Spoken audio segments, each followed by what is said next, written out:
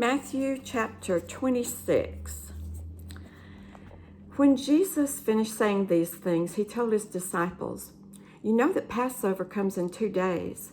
That's when the Son of Man will be betrayed and handed over for crucifixion."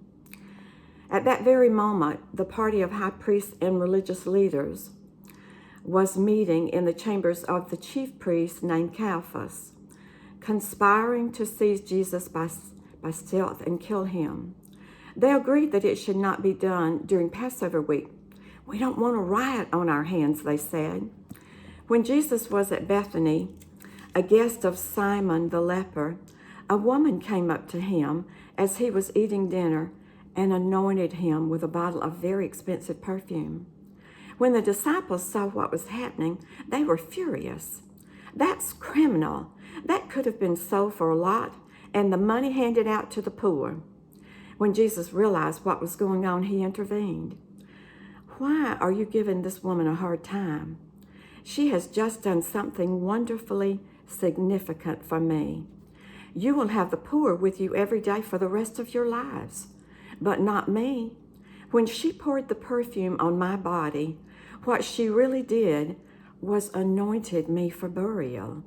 You can be sure that wherever in the whole world the message is preached, what she has done is going to be remembered and admired." That's when one of the 12, the one named Judas Iscariot, went to the cabal of high priests and said, "What will you give me if I hand him over to you?"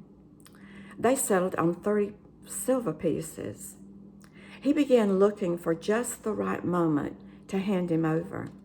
On the first of the days of unleavened bread, the disciples came to Jesus and said, "Where do you want us to prepare your Passover meal?"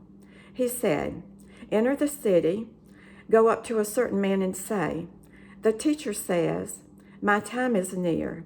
I and my disciples plan to celebrate the Passover meal at your house.'" The disciples followed Jesus' instructions to the letter and prepared the Passover meal. After sunset, he and the 12 were sitting around the table. During the meal, he said, "I have something hard but important to say to you. One of you is going to hand me over to the conspirators." They were stunned and then began to ask one another, "It isn't me, is it, Master?" Jesus answered, "The one who hands me over is someone I eat with daily, one who passes me food at the table.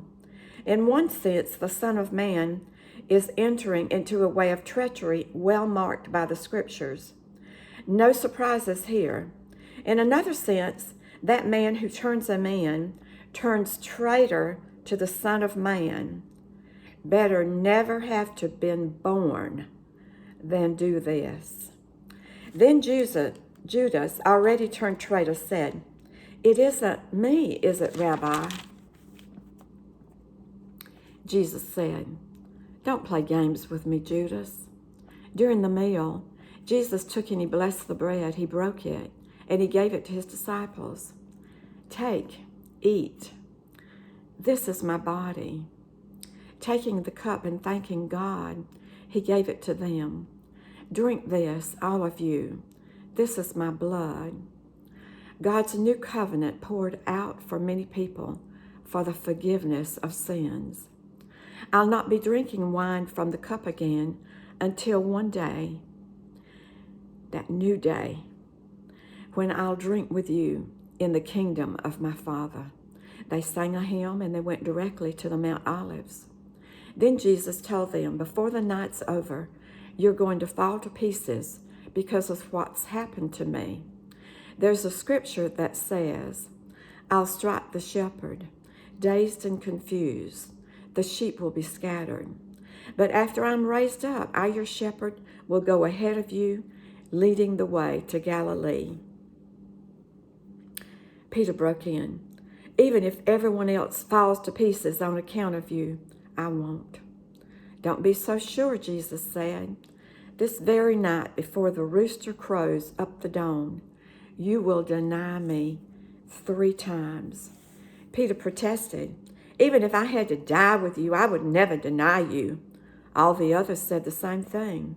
Then Jesus went with them to the garden called Gethsemane and told his disciples, "Stay here while I go over there and pray." Taking along Peter and the two sons of Zebedee, he plunged into agonizing sorrow. Then he said, "This sorrow is crushing my life out. Stay here and keep vigil with me." Going a little ahead, he fell on his face praying, "My Father, if there is any way, get me out of this. But please, not what I want. What do you want?" When he came back to his disciples, he found them sound asleep. And he said to Peter, "Can't you stick it out with me a single hour? Stay alert, be in prayer, so that you won't wander into temptation without even knowing that you're in danger. There is a part of you that is eager, ready for anything in God, but there's another part of you that's lazy as a dog, sleeping by the fire." He then left them a second time. Again he prayed, "My Father, if there's no other way than this, drinking this cup to the dregs, I'm ready. Do it your way." When he came back, he again found them sound asleep. They simply couldn't keep their eyes open. This time he let them sleep on, and he went back a third time to pray, going over the same ground one last time. When he came back the next time, he said, "Are you going to sleep on and make a night of it? My time is up. The Son of Man is about to be handed over to the hands of sinners. Get up. Let's get going. My betrayal is near." The words were barely out of his mouth when Judas, one of the 12, showed up. With him a gang from the high priests and the religious leaders, brandishing swords and clubs. The betrayal had worked out a sign with them. "The one I kiss, that's the one. Seize him." He went straight to Jesus, greeted him. "How are you, Rabbi?" and kissed him. Jesus said, "Friend, why this charade?" Then they came on him, they grabbed him, they roughed him up. One of those with Jesus pulled his sword and, taking a swing at the chief priest's servant, cut off his ear. Jesus said, "Put your sword back where it belongs. All who have swords are destroyed by swords. Don't you realize that I'm able right now to call to my Father, and 12 companies, more if I want them, of fighting angels would be here, battle ready? But if I did that, how would the scriptures come true that say this is the way it has to be?" Then Jesus addressed the mob. "What is this? Coming out after me with swords and clubs, as if I were a dangerous criminal? Day after day I have been sitting in the temple teaching, and you never so much as lifted a hand against me. You've done it this way to confirm and fulfill the prophetic writings." Then all of his disciples cut and run. The gang that had seized Jesus led him before Caiaphas, the chief priest, where the religion scholars and leaders had assembled. Peter followed at a safe distance until they got to the chief priest's courtyard. Then he slipped in and mingled with the servants, watching to see how things would turn out. The high priest, conspiring with the Jewish council, tried to cook up charges against Jesus in order to sentence him to death. But even though many stepped up, making up one false accusation after another, nothing was believable. Finally, 2 men came forward with this. He said, "I can tear down this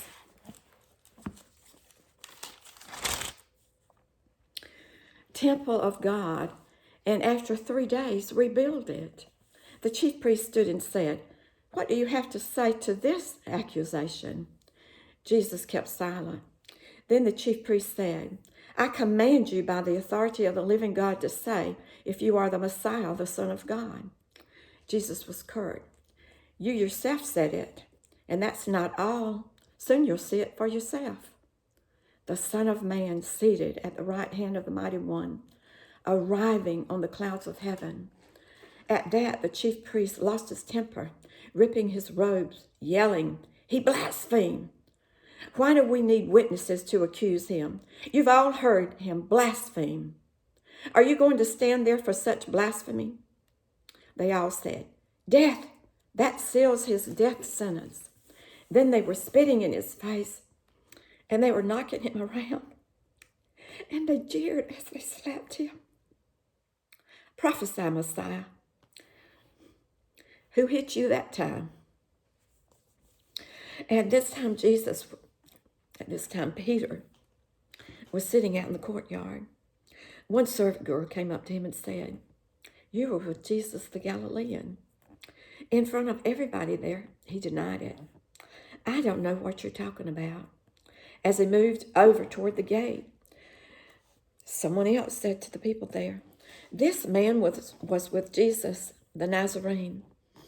Again, he denied it, salting his denial with an oath.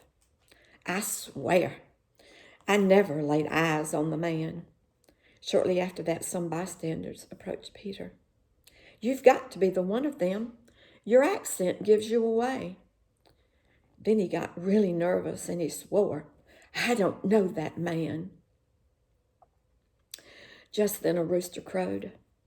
Peter remembered what Jesus had said. "Before the rooster crows, you will deny me 3 times. He went out and he cried and he cried and he cried.